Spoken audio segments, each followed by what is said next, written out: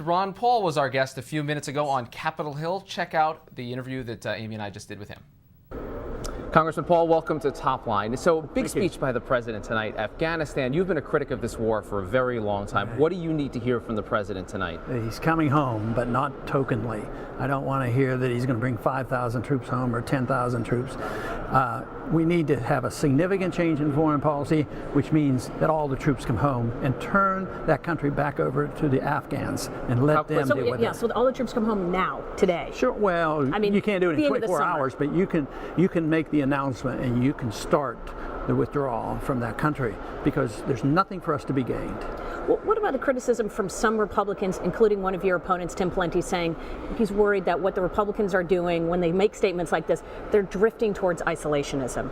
Well, I think they don't know the definition of isolationism. Isolationism is something that the protectionists want. They want to close borders for people coming in, and they want to close trade. And I have no desire to do that at all because I'm a free trader and I want as much travel and communication with other countries as possible. And this is what the founders advised. We were never given the authority to be the policemen of the world.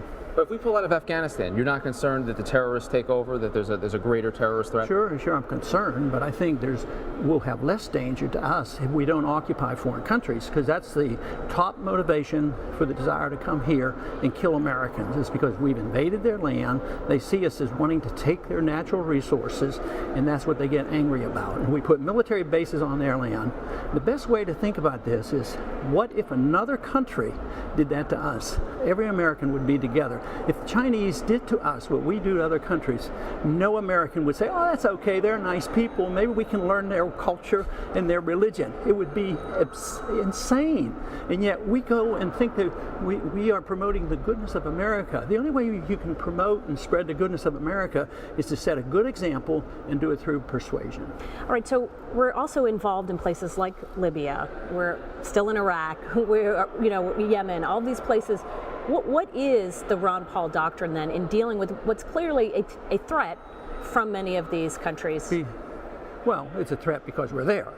So if we weren't there, though, over time we would have less threat and we would save the money because we can't afford it. So we're setting ourselves up for a brutal economic collapse because this is a significant amount of money. We spend $1 trillion a year maintaining our empire. So yes, we should come home from all those areas. There's no authority. We've been fighting war since World War II, technically in an unconstitutional fashion. We never declare war anymore, and the wars linger. And that's what my argument has been. If you want to fight a war, you declare it. This is the case I made when they were preparing to go into Iraq. And I made them vote in the committee for a war resolution. Nobody voted for it, including myself. But I claim that if there is a danger to the people and our security, the Congress should represent the people and vote for it, and everybody should be with us. We should go and win the war. But no, they don't want to assume that responsibility. They want to defer to the executive branch, let the executive branch do whatever they want. There's no victories, and it never ends.